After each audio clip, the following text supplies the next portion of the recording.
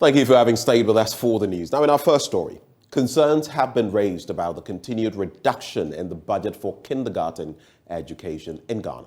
According to the country director of ActionAid Ghana, John Nko, funding for kindergarten education reduced from 817.8 million cedis in 2020 to 43.6 million cedis in 2021. A situation, he says, if not reversed, would continue to affect infrastructure development and access to education.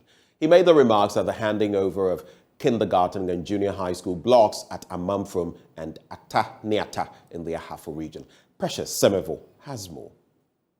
From and Ataniata are farming communities near Hwidiem in the Sutifi South District of the Ahafo region, with a population of about 6,000.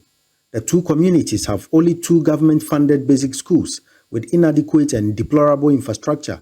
According to Abugri Adabogo, a teacher at Amamfrom DA school, the situation affects teaching and learning. Our structure is very bad.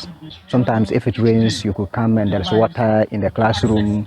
The teacher has to suffer to clear it out and wait for at least hours for it to dry even before he can continue teaching. Areas that are the infrastructure is good, sometimes we don't have, there's no enough desk to accommodate the children.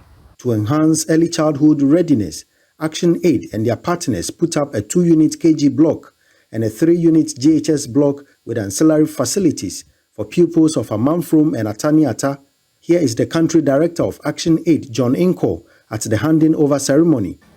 It is our firm belief that all this will provide a conducive environment that can lay a good foundation for a better future of the children of Amamfrom and Ataniata. It is our hope that in partnering with the District Assembly for the provision of a model educational infrastructure like this, we will as a nation realize the importance of basic education, including kindergarten, and take the necessary steps to shore up the number and quality of infrastructure available for basic formal education across the country. Obed Amwa Ewua, the headmaster for Ataniata JHS, said the facility means a lot, especially for female students. They've given us a structure where we have a urinal, then a changing room. That will also help the girls. Instead of when they are menstruating, they will go home and go and change and come. Sometimes they even soil their attire in front of their colleagues, and it makes them shy. And therefore, they go back home and they don't even return back.